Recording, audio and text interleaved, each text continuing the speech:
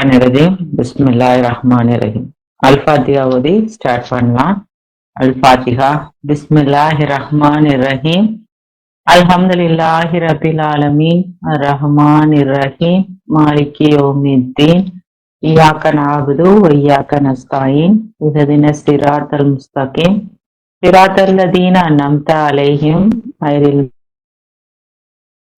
வலத்தாலீன். அல்ஹம்துலில்லாஹ்.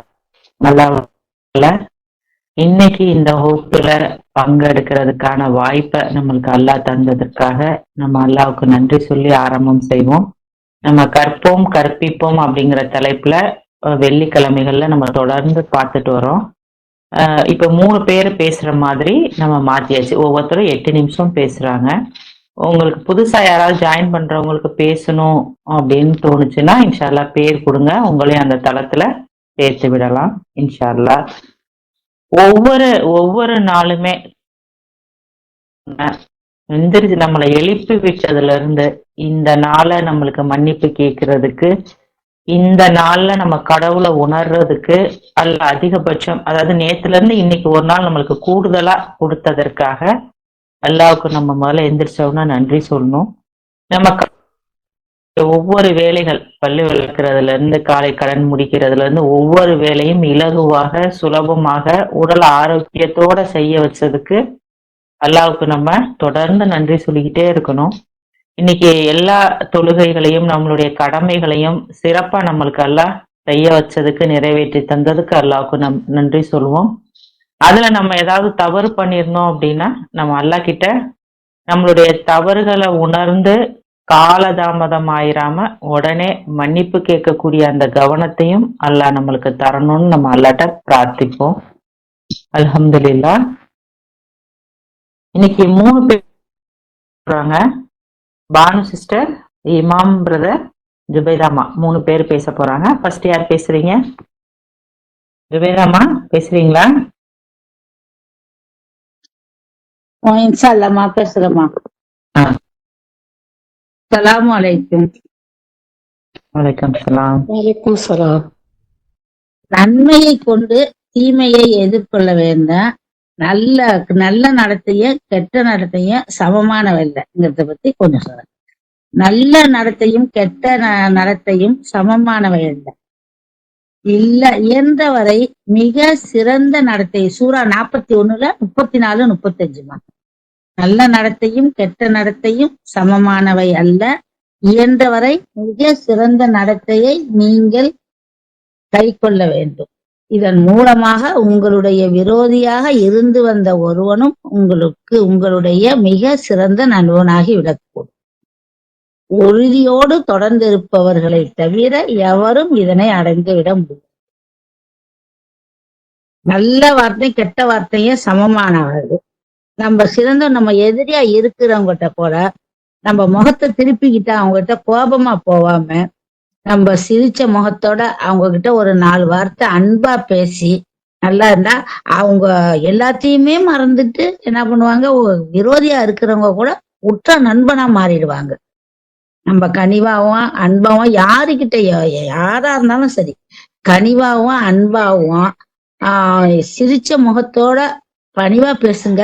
அவங்க நிச்சயம் யாரா இருந்தாலும் எல்லாத்தையும் விட்டுவிட்டு நண்பன் ஆயிடுவாங்க. இந்த விஷயத்துல நம்ம உறுதியோடு தொடர்ந்து இருந்தாதான் இதனை வெற்றி பெற முடியும்னு அல்லாஹ் சொல்றாங்க. நல்ல வார்த்தையும் கெட்ட வார்த்தையும் சமமானவை அல்ல. நல்ல வார்த்தைக்கு உதாரணமாக உறுதியாக பதிந்திருக்கும் வேர்கள் கொண்ட, மேலும் அதன் கிளைகள் வானளாவை உயர்ந்து நிற்கும் நல்லதொரு மரத்தை அல்லாஹ் எடுத்து கூறுகின்றார் என்பதை நீங்கள் காணவில்லையா? அதன் இறைவனால் திட்டமிட்டபடி ஒவ்வொரு பருவத்திலும் அது தன் விளைச்சலை தருகின்றது. அல்லாஹ் இவ்விதமாக அவர்கள் கவனத்தில் எடுத்துக்கொள்ளும் பொருட்டு உதாரணங்களை மனிதர்களுக்கு எடுத்துரைக்கின்றார். நல்ல வார்த்தையை நம்ம பேசினோம்னாக்கா அது ஒரு ஆழமான வேரை கொண்டு உறுதியாக நிக்கிற மரம் போல அவ்வளவு உறுதியானது. நல்ல வார்த்தை பேசினா மத்தவங்க கிட்ட உடனே அது அவங்க மனசுல பதிஞ்சு அவங்க திருந்துறதுக்கு உள்ள ஒரு வாய்ப்பும் இருக்கு. அதே மாதிரி அதுக்கு அந்தந்த பருவத்துல அது விளைச்சலை தர்ற மாதிரி அவங்க மனசுல நல்ல வார்த்தை பதிஞ்சு நல்ல செயல்களை செய்ய ஆரம்பிச்சுட்டாங்கன்னா அவங்களோட ஒவ்வொரு செயலும் அது நல்லதா தான் இருக்கும். மேலும் கெட்ட வார்த்தைக்கு உதாரணமாக பூமி மட்டத்திலேயே துண்டிக்கப்பட்டிருக்கும் கெட்டதொரு மரமாகும். அதனை நிற்க வைப்பதற்கு வேர்கள் எதுவும் இல்லை. நிரூபிக்கப்பட்ட வார்த்தையை கொண்டு நம்பிக்கை கொண்டோரை அல்லாஹ் இவ்வாழிலும் மறு உலகிலும் பலப்படுத்துகின்றார். கெட்ட வார்த்தைக்கு உதாரணம் வந்து பூமி மட்டத்திலேயே வேற இல்லாத மரம் போல, அதுக்கு ஒரு பிரயோஜனமும் இருக்காது, அது நிக்கவும் முடியாது, எந்த பலனையும் நமக்கு கொடுக்க முடியாது, இருக்க முடியாது. அதனால விரோதமும் பகைமையும் தான் வருமே தவிர கெட்ட வார்த்தையால நமக்கு எந்த பலனும் கிடைக்காது. அடுத்து, மற்றவர்களை கேலி செய்யாதே, சந்தேகம் கொள்ளாதே. நம்பிக்கை கொண்டோரே, உங்க சூரா 49:11-12 நம்பிக்கை கொண்டவர்களே உங்களைத்தான் எந்த சமூகத்தவரும் மற்ற சமூகத்தவரை பரிகசிக்க வேண்டாம். ஏனெனில் அவர்களை விட அவர்கள் சிறந்தவர்களாக இருக்கக்கூடும். அன்றி எந்த பெண்களும் மற்ற பெண்களை பரிகசிக்க வேண்டாம். ஏனெனில் அவர்களை விட அவர்கள் சிறந்தவர்களாக இருக்கக்கூடும். அன்றியும் நீங்கள் ஒருவர் மற்றவரை கேலி செய்யவோ உங்களுடைய பெயர்களில் கிண்டல் செய்யவோ வேண்டாம். விசுவாசத்தை அடைந்துவிட்ட பின்னர் தீய நடத்தையின்பால் திரும்புவது மெய்யாகவே கெட்டதாகும். எவர் ஒருவரும் அதன் பின்னர் வருந்தவில்லையோ அவர்கள்தான் வரம்பு மீறியவர்கள் ஆவார்கள். நம்பிக்கை கொண்டவர்கள் மற்றவங்களை யாரையும் பார்த்து பரிகசிக்க கூடாது. சில பேர் அவங்களோட கொஞ்சம் சுதாரிப்பு இல்லாம கொஞ்சம் இதா பேசுறவங்கள பார்த்துக்கிட்டு கூட்டத்துல உட்கார்ந்து இருக்கும் போது அந்த பையன் சொல்றத சொல்லி சிரிப்பாங்க. எல்லாரும் ஒருத்தவங்க சொல்ல மத்தவங்க எல்லாரும் சுத்தி உட்காந்து சிரிப்பாங்க. அது அந்த பையனோட மனசு எவ்வளவு பாதிக்கப்படுங்கிறத உணர்ந்து அந்த மாதிரி செய்வாங்களா? அது அவங்களுக்கு வரும்போது தான் அதோட தவறு அவங்க உணர்வாங்க. அடுத்தது, ஒருத்தவங்களுக்கு அவங்க உடல்ல உள்ள ஊனத்தை வச்சு கண்ணு தெரியாதவங்கள பொட்டேண்டாம், காது கேட்காதவங்கள செவிடண்டாம், ஊமண்டாம் இப்படி சொல்லும் போதே எங்க ஊர்ல ஒருத்தர் அம்மாளான்ற பேரே பொட்டாமாலா தான். அந்த சின்ன பிள்ளைங்கள்ல இருந்து வயசானவங்க வரையிலும் அவரை பொட்டாமாலான்னு தான் சொல்லுவாங்க. அப்ப அவர் மனசு எல்லாரும் இப்ப கேட்டு அவருக்கு சர்வசாதாரணம் போயிருக்கா. ஆனா அவர் மனசு எவ்வளவு பாதிக்கும் உள்ளுக்குள்ள, அதை யாருமே உணர போறது இல்லை. அதே மாதிரி அவங்களோட குறைய வச்சு அவங்க கிட்ட கேலியோ கிண்டலோ இதோ அவங்கள பண்ணக்கூடாது. அவங்க மனச நோக வைக்க கூடாது. அவங்க மனசு சந்தோஷப்படும் வழியாக யாரா இருந்தாலும் சரி, நம்ம பேசும்போது அடுத்தவங்க மனசு சந்தோஷப்படுமா இந்த வார்த்தை பேசுனா என்று நம்ம தெரிஞ்சுக்கிட்டு அந்த மாதிரி வார்த்தைகளை நம்ம பேசணும்.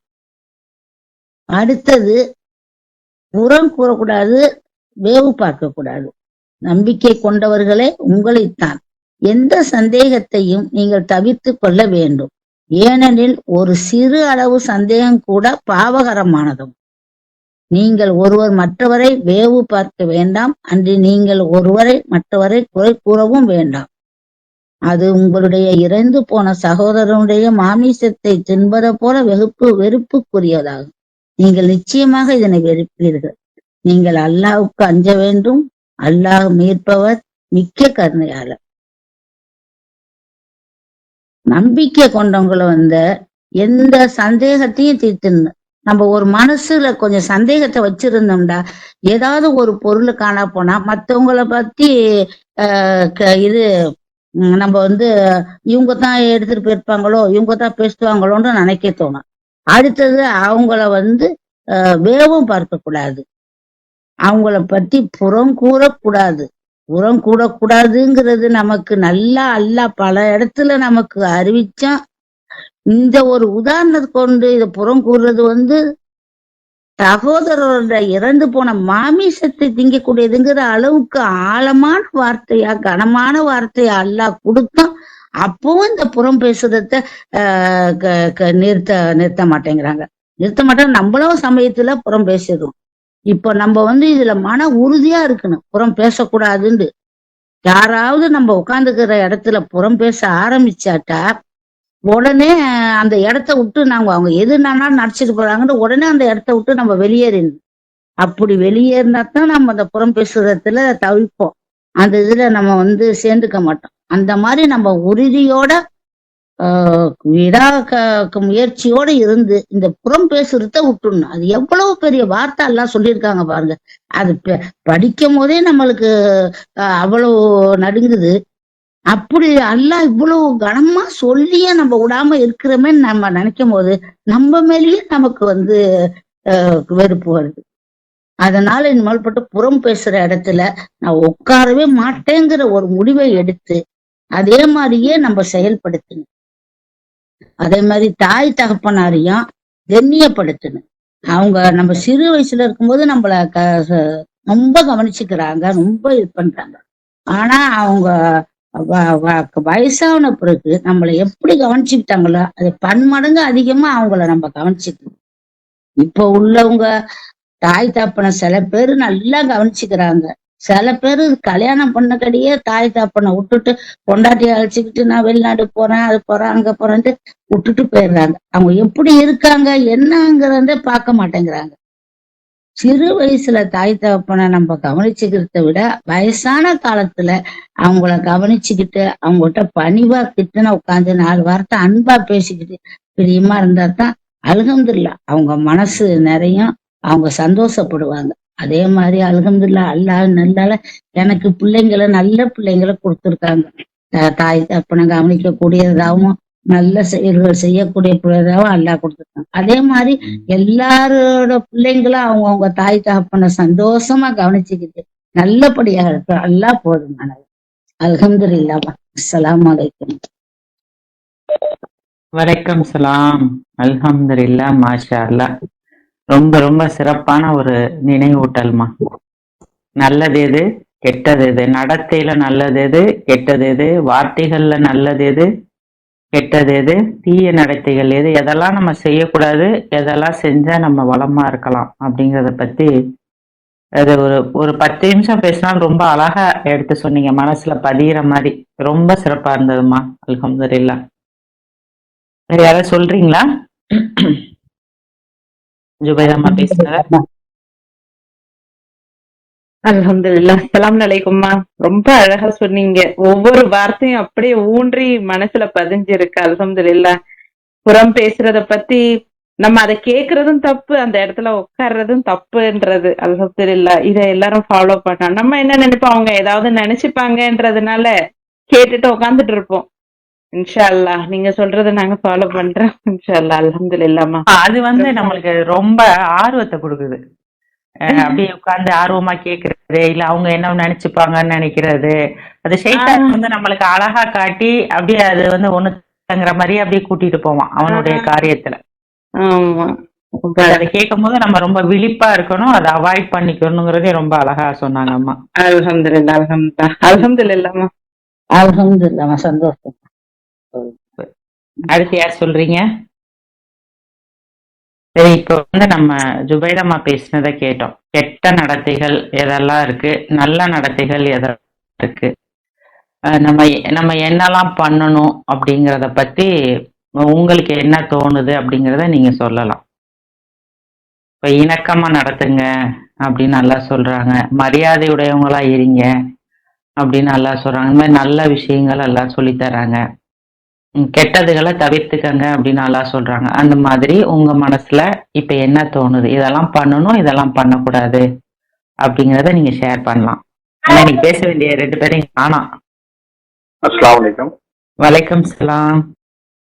நம்ம போன வாரம் கூட டிஸ்கஸ் பண்ணோம், நல்லதுக்குள்ள வெகுமதி தவிர வேற எதுவும் இருக்கா அப்படின்னு சொல்லிட்டு அல்லாஹ் நம்ம கிட்ட கேள்வி கேட்கிறாங்க. அந்த மாதிரி நம்ம நன்மை செஞ்சா கண்டிப்பா நன்மை தான் வரும் அப்படின்னு அல்லாவோட கட்டளை இருக்கு. இத மீது இந்த இப்படிப்பட்ட கட்டளை மீது நம்ம நம்பிக்கை கொண்டு நம்ம நன்னறியான காரியம் செய்யும் போது அல்லாஹ் எதிரி கூட வந்து உற்ற நண்பராகி விடுவாங்க அப்படின்னு சொல்லிட்டு அல்லாஹ் வந்து நம்மளோட மறுமொழிக்கு அவ்வளவு இம்பார்ட்டன்ஸ் சொல்லியிருக்காங்க. நீங்க அந்த மாதிரி மறுமொழி பண்ணுங்க. மறுமொழின்னு உள்ளது வந்து பை ஆக்ஷனாவும் செயல்லையும் ஒரு புன்னகிச்சாலே வந்து அந்த மாதிரி நம்ம வந்து ஒரு நல்ல வார்த்தை பேசும்போது அவங்க இருந்தா கூட அந்த விரோதத்தை அல்லாஹ் சரி செய்யறேன் அப்படின்னு சொல்லிட்டு நம்ம அதனால பர்ஃபெக்ட் ஹாப்பினஸ் அல்லாஹ் குரான்ல சொல்லியிருக்கும் போது இந்த மாதிரி நம்மளுக்கு எதிரியே இல்லாத ஒரு சூழ்நிலை அமையும் போது அது கண்டிப்பா ஒரு மொமெண்ட். மாஷா அல்லாஹ், அல்ஹம்துலில்லாஹ். அம்மாவும் நீங்களும் சொன்ன மாதிரி ஒருத்தரை பார்த்து ஒரு ஸ்மைல் பண்றதா இருக்கட்டும், பணிவோட அவங்கள நெருங்கி நம்ம பேசும்போது அவங்களுடைய மனசுல அந்த இணக்கமும் சந்தோஷமும் வரும். அவங்க பேசுறாங்க, நம்ம அதுக்கு மேல பேசணும் அப்படின்னா அது வந்து ஃப்ரெண்டா இருக்கிற ஒருத்தரையும் எளிமையா தான் ஆக்கும் அப்படிங்கறத பத்தி 2 பேருமே ரொம்ப சிறப்பா சொன்னீங்க பிரதர். அல்ஹம்துலில்லாஹ். நல்ல வார்த்தைகள், நல்ல பேச்சுக்களை வந்து நம்ம பழக்கப்படுத்தி வச்சுக்கணும். எப்படி பேசணும், எந்த மாதிரி வார்த்தைகளை பயன்படுத்தணும் அப்படிங்கிறத நம்ம கத்துக்கிட்டு பேசக்கூடியவங்களா இருக்கணும் இன்ஷா அல்லாஹ்.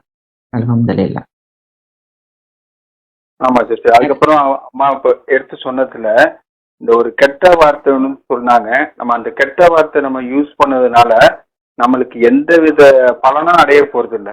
அந்த ஒரு செகண்ட் வேணா நம்மளுக்கு ஒரு சின்னதா மனசுல ஒரு சந்தோஷம் மாதிரி இருக்கும். ஆனா அந்த கெட்ட வார்த்தை யூஸ் பண்ணி நம்மளுக்கு வர கெடுதி வந்து ரொம்ப பெரியதா இருக்கும். அதனால அல்லாஹ் வந்து எல்லா சூழ்நிலையிலையும் நம்மளுக்கு 2 ஆப்ஷன் கொடுத்துருக்காங்க. நல்லது ஒண்ணு, கெட்டது ஒண்ணு. அதை நம்ம கெட்டதை தேர்ந்தெடுக்காம நல்லதை தேர்ந்தெடுக்கும் போது வெகுமதி அதிகமா வருது. அதனால நம்ம ரிப்ளை பண்றது கூட நம்ம கெட்ட வார்த்தையை யூஸ் பண்ணாம நல்ல வார்த்தையை யூஸ் பண்ணும் போது அது ஆழமான வேறு இருந்து பல நாட்கள் வந்து அந்த வார்த்தையால அல்லாஹ் வெகுமதி அளிக்கிறேன் அப்படின்னு வாக்குறுதி கொடுத்திருக்காங்க. இதையும் அம்மா பேசுனதுல ஞாபகப்படுத்துறாங்க. மாஷா அல்லாஹ், அல்ஹம்துலில்லாஹ். அதான் நல்ல வார்த்தைக்கு அவங்க சொல்லும் போது அந்த சொன்ன வசனம் இருக்கு பாத்தீங்களா, அது வந்து பருவத்துல அது அந்தந்த பருவத்துல என்ன விளையுமோ அந்த விளைச்சலை வந்து நம்மளுக்கு அப்படியே அபரிவிதமா கொடுக்கும் அப்படிங்கிற மாதிரி நல்ல வார்த்தைக்கு வந்து அது இந்த வார்த்தைகள் பேசும்போது அப்போதைக்கு வேணா நம்ம டாமினேட் பண்ணி சொல்லிட்டோம், அவங்க வாயை அடைக்கிட்டோம் அப்படின்னு வேணா இருக்கலாம். பட் அது பலன் இருக்காது. ஆனா நம்ம பேசின ஒரு நல்ல வார்த்தை வந்து பருவத்துல விளையிற மாதிரி அந்தந்த சீசன்ல எப்படி அபரிவிதமா விளைச்சல் இருக்கோ அந்த மாதிரி நம்மளுக்கு நல்ல ஒரு ஃபீல் கொடுக்கும் அப்படிங்கிறதையும் சிறப்பா எடுத்து சொன்னாங்க. அப்புறம் இந்த கேலி கிண்டல் அதெல்லாம் வந்து மக்கள் ரொம்ப ஈஸியா எடுத்துட்டு பேசுறாங்க. இப்ப அம்மா சொன்ன மாதிரிதான் எங்க ஊர்ல கிராமம் தான், எல்லாத்துக்குமே ஒரு பேர் இருக்கும். சில வீட்டு பேரெல்லாம் நம்ம வாயிலேயே சொல்ல முடியாது. அம்மா சொன்ன மாதிரி அது வந்து ரொம்ப அவங்கள வந்து அவமானப்படுத்துற மாதிரி அந்த பேர் சொல்லவே நம்மளுக்கு கூச்சமா இருக்கும். அந்த மாதிரி பேருங்கெல்லாம் வச்சு பட்ட பேர் சொல்லி அந்த மாதிரிலாம் அதை வந்து பேராவே ஆக்கி கூப்பிடுறாங்க. அது அவங்க மனசை எவ்வளவு ஹர்ட் பண்ணும், அவங்க எந்த மாதிரி கூனி குறுகி போவாங்கங்கிறத நம்ம யோசிக்கிறதே இல்லை. இப்ப பழைய காலத்துல உள்ளவங்க தான் அப்படி கூப்பிட்டு இருக்காங்கன்னா நம்ம அடுத்து வர ஜெனரேஷனாவது நம்ம அந்த மாதிரி வார்த்தைகளை விட்டுட்டு அவங்க பேர் என்ன அதை சொல்லி நம்ம கூப்பிடுறதுக்கு நம்ம பழகிக்கிறணும். இந்த கேலி சிரிப்பு, அடுத்தவங்களை கிண்டல் பண்றது, பரிகாசம் பண்றது எல்லாமே வந்து நம்மளை உயர்த்திக்கிட்டு அவங்கள தாழ்த்துற மாதிரியான ஒண்ணு. ஆனா அவங்க சைட்ல இருந்து அந்த வார்த்தையை கேட்கும்போது அவங்க எந்த அளவுக்கு ஹர்ட் ஆகுறாங்க அப்படிங்கிறத நம்ம பாக்குறதே இல்லை.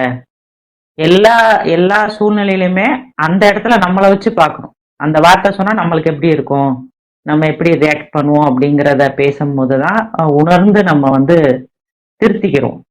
அந்த மாதிரி நம்ம ஃபீல் பண்ணக்கூடியவங்களா நம்ம இருக்கணுங்கிறதையும் சிறப்பா சொன்னாங்க. அல்ஹம்துலில்லாஹ். வேற யாருக்காவது இதை பத்தி சொல்றதுக்கு கருத்து இருக்கா? சொல்லுங்க இன்ஷா அல்லாஹ். அப்புறம் அம்மா வந்து அம்மா அத்தாவை பாத்துக்கிறத பத்தி சொன்னாங்க. அதாவது வயதான காலத்திலயோ இல்ல சின்ன வயசுலயோ எந்த டைமா இருந்தாலும் சரி பேரண்ட்ஸ்க்கு வந்து ரெஸ்பெக்ட் கொடுக்கறது, அவங்களுடைய பேச்ச தாண்டி நம்மளுடைய குரலை உயர்த்தி பேசாம இருக்கிறது, இது வந்து வயசுல கூட அவங்க வந்து கொஞ்சம் தாங்கிப்பாங்க. அது தப்பு, நான் சரின்னு சொல்லல, தப்பு அது. ஆனா அந்த வயசு ஆக ஆக வந்து அவங்களுக்கு அந்த பிள்ளைங்களை எதிர்த்து பேசக்கூடியத அந்த வார்த்தைகளை கேட்கிற அளவுக்கான அந்த ஒரு ஒரு தைரியமும் அந்த தாங்குற சக்தியும் அவங்களுக்கு வந்து இருக்காது. இப்ப சின்ன வயசை விட வயசு ஆக ஆக வந்து பேரண்ட்ஸை வந்து நம்ம ரொம்ப அரவணைப்பா பாத்துக்கிறணும். அவங்களுக்கு வந்து எப்பவுமே காசு தேவை, இதை கொடுத்தா போதும். பிள்ளைங்களுடைய வார்த்தைகளை கேட்கும் போது அவங்களுக்கு ஒரு பெரிய மன திருப்தி சந்தோஷம் இருக்கு அப்படிங்கிறத நம்ம பேரண்ட்ஸ் கிட்ட நம்ம பேசும்போதே நம்ம வந்து ஃபீல் பண்ண முடியும். என் மகை திருமணி எனக்கு ஃபோன் பண்ணிடுவா, எனக்கு டெய்லி பேசிடுவா அப்படிங்கிற அந்த ஒரு எதிர்பார்ப்பு இருக்கு இல்லையா? எனக்கு கண்டிப்பா அவ ஃபோன் பண்ணுவா, எனக்கு எல்லாத்தையும் விசாரிப்பா அப்படிங்கிற அந்த ஒரு ஆவல் எதிர்பார்ப்பு எல்லா பேரண்ட்ஸ்க்குமே கண்டிப்பா இருக்கும். நான் இந்த மாதிரி எதிர்பார்க்கிறேங்கிறத நம்ம பிள்ளைங்கள்ட்டயே நம்ம சொல்லணும். அந்த மாதிரியான ஒரு இதை வந்து பிள்ளைங்க வந்து நம்ம ஏற்படுத்திக்கணும். நான் வந்து ரொம்ப நாளா அல்லா கிட்ட வந்து துவா பண்ணிட்டே இருப்பேன். எங்க அம்மாவுக்கு வந்து அவங்கள எப்படி திருப்திப்படுத்துறதுன்னு எனக்கு எனக்கு தெரியல. நான் ஃபோன் பண்ணி பேசுவேன். அம்மா வந்து ஃபினான்சியலி அம்மாவுக்கு எந்த இதுவும் இருக்காது. அப்ப அம்மாவுக்கு என்ன பண்ணணும் அப்படிங்கிறத நான் அல்லா கிட்ட தான் கேட்டுட்டே இருந்தேன். அவங்கள நான் திருப்திப்படுத்தணும், நான் என்ன பண்ணணும்னு எனக்கு சொல்லி கொடுங்க அல்லா அப்படின்னு நான் கேட்டுட்டு இருந்தேன். அப்ப வந்து அம்மா ஃபர்ஸ்ட் டைம் வந்து என்கிட்ட எனக்கு ஒரு ஃபோன் வேணும் அப்படின்னு சொன்னாங்க. ரொம்ப நாளா இந்த ஆண்ட்ராய்டு இதெல்லாம் அவங்க யூஸ் பண்ணாம இருந்தவங்க கேட்டாங்க. வாங்கி கொடுத்தவங்க அவங்க போய் யூடியூப்ல அது இதுன்னு பார்த்துட்டு எனக்கு இது வேணும் அது வேணும் அந்த மாதிரி ஒவ்வொரு பொருளா பார்த்துட்டு அவங்க வந்து என்கிட்ட உடனே கொண்டு வந்து காட்டுவாங்க. ஊர்ல அந்த அந்த இது எனக்கு போட்டு வாங்கி கொடு.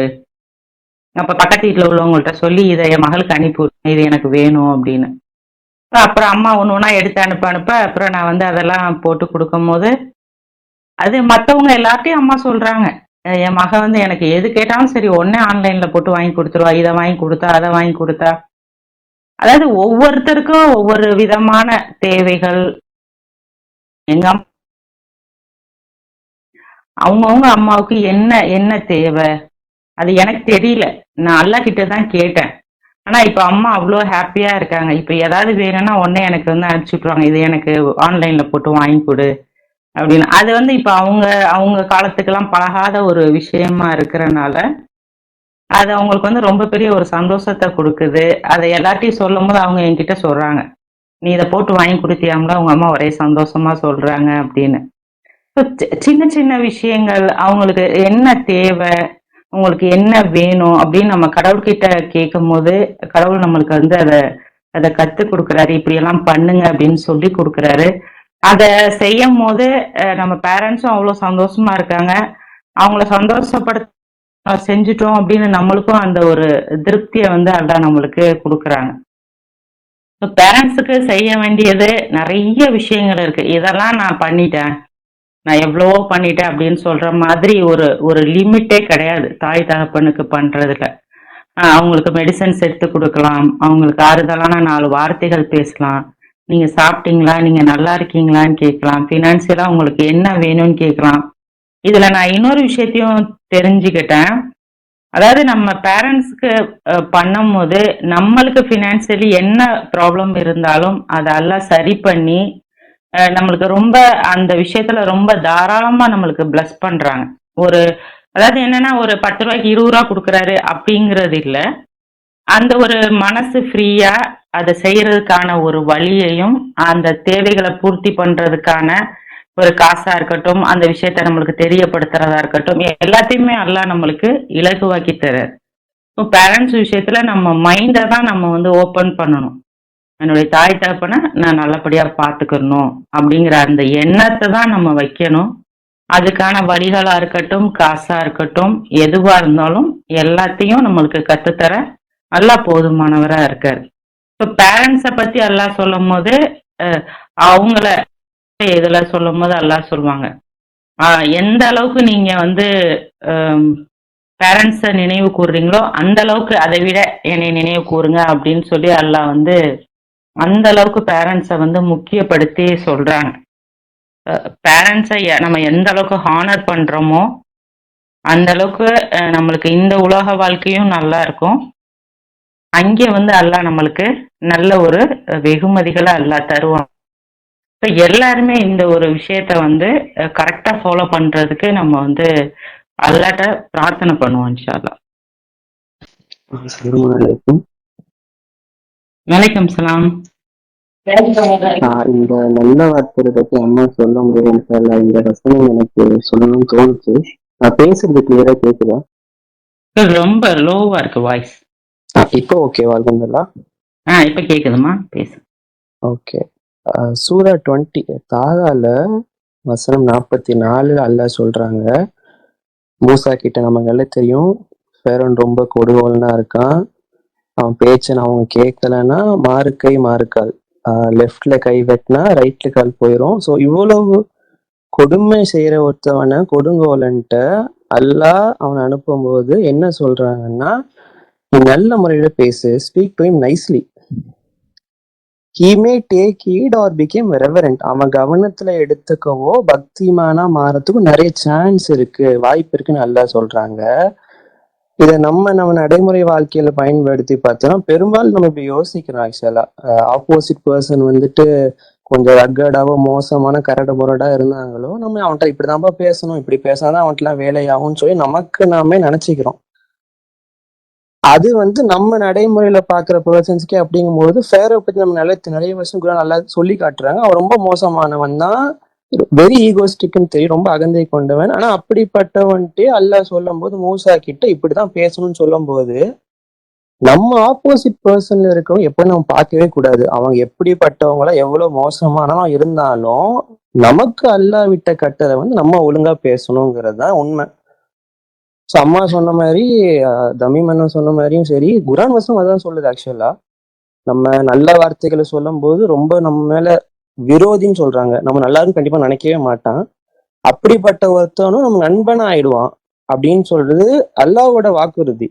இட் கேன் சேஞ்ச் நல்லா சொல்றாங்க. அதே தான் இங்கேயும் பார்க்கலாம். நம்ம மூசாவோட இடத்துலயுமே அவன் கவனத்துல எடுத்துக்கவோ பக்திமான மாற சான்ஸ் இருக்கு. அல்லாஹ்க்கு நிச்சயமா தெரியும், அல்லாஹ்க்கு ஃபியூச்சர் எல்லாமே தெரியும், அவன் மாற மாட்டாங்கிறது தெரியும். பட் ஸ்டில் அல்லாஹ் சொல்றது நம்பிக்கையாளர்களுக்கு இப்படிதான் பேசணுங்கிறது அல்லாஹ் வலியுறுத்துறாங்க. ஸோ நான் இந்த பாடமா இதுல நான் பார்த்தேன், நம்ம ஆப்போசிட் பர்சன் அவங்க எந்த நிலைமையில இருந்துட்டாலும் சரி, அவங்க நம்பிக்கையால நம்ப மறுப்பவர்கள் அது நமக்கு தேவையில்லை. நம்ம இப்படிதான் பேசணும், நம்ம நம்பிக்கையாளரா இருந்தாங்கிறத நான் கத்துக்கிட்டேன் இதுல. அல்ஹம்துலில்லாஹ். அல்ஹம்துலில்லாஹ், மாஷா அல்லாஹ். சிறப்பான ஒரு நினைவூட்டல்மா. நல்ல முறையில நம்ம பேசணும். நீங்க சொன்ன மாதிரி ஃபிரௌன் எப்படிப்பட்ட ஆளு, அல்லாவுக்கு அது அறிஞ்சிருந்தும் அல்லாஹ் பேச சொல்றது ரீசன் என்னன்னா நம்மளுக்கு கத்துக் கொடுக்குறாரு. எப்படிப்பட்ட மனிதர்களா இருந்தாலும் நீங்க நல்ல முறையில பேசி பழகுங்க, அவங்க ஒருவேளை அவங்களுக்கு மாறக்கூடும். அப்படி அல்லாஹ் நம்மளுக்கு என்ன சொல்லி கொடுத்தாங்களோ அதை நம்ம கரெக்டா ஃபாலோ பண்ணோம்னா அவங்க மாறுறாங்களா இல்லையா, நம்ம நல்ல வார்த்தையை பேசணும் அப்படிங்கிற நம்மளுக்கு மன அமைதி, நம்ம சரியா பண்ணிட்டோம் அந்த இது இருக்கும். அவங்களுக்குள்ளேயும் கொஞ்சம் கொஞ்சமா அந்த சேஞ்சஸ் அல்லாஹ் இன்ஷா அல்லாஹ் கொண்டுட்டு வருவாங்க. அல்ஹம்துலில்லாஹ். சிறப்புமா, சிறப்பான எடுத்துக்காட்டு. அல்ஹம்துலில்லாஹ், மாஷா அல்லாஹ், லா குவத்த இல்லா பில்லா. இன்னைக்கு நல்ல நடத்தை, கெட்ட நடத்தை, நல்ல வார்த்தைகள், கெட்ட வார்த்தைகள் எப்படிப்பட்டது, சந்தேகம் கொள்றது, கேலி பண்றது, பரிகாசம் பண்றது, புறம் பேசுறது, வேவு பார்க்கறது, இதெல்லாமே நம்ம எது சரியானதோ சரியான நடத்தைகளை எடுத்துக்கிட்டு தவறானதையெல்லாம் நம்ம கைவிடணும் அப்படிங்கிறத பத்தி சுபைதாமா ரொம்ப சிறப்பா சொன்னாங்க. அல்ஹம்துலில்லாஹ். அல்லாஹ் இந்த நம்மளுக்கு தந்த நினைவூட்டல்களை நம்ம கவனத்துல கொண்டு சரியானதை மட்டும், சரியான வார்த்தைகளை, நல்ல வார்த்தைகளை பேசக்கூடிய மக்களா நம்மளை அருள் பாலிப்பாராக. அல்ஹம்துலில்லாஹ். ஸலாமுன் அலைக்கும்.